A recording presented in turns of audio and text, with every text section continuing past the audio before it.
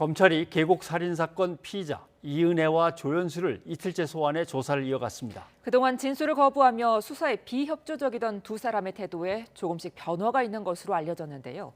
검찰은 의도적 살인이라는 걸 입증하는 데 주력하고 있습니다. 김대겸 기자입니다. 구속 사흘째, 검찰은 이른 오전부터 이은혜와 조연수를 다시 소환해 오후 늦게까지 강도 높은 조사를 벌였습니다. 구속되기 전까지 굳게 입을 다문 채 조사에 협조하지 않던 두 사람은 이틀째 조사에서 조금씩 태도에 변화가 있는 것으로 전해졌습니다.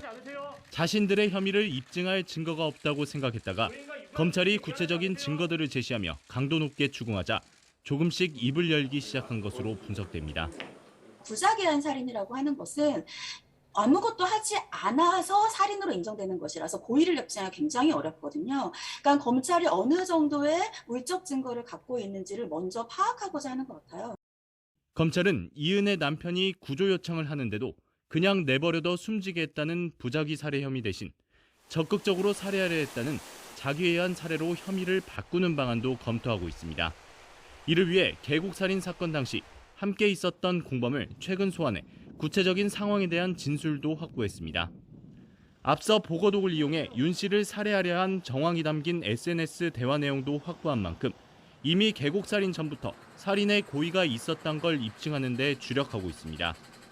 살인 미수가 정확하게 입증이 되어야 이른바 그와 같은 고의가 연속동상에 있어서 계곡에서의 이를테면 사람을 물에 빠뜨리는 강요를 하고 구조하지 않았다라고 하는 것이 더 입증이 될 가능성이 큰 것이고요.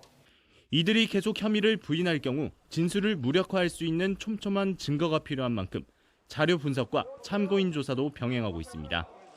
검찰은 자산 7억 원을 가지고 있었던 남편이 사망 직전 궁핍한 생활을 할 수밖에 없었던 이유에 대해서도 경찰이 송치한 자료를 토대로 수사를 이어갈 예정입니다.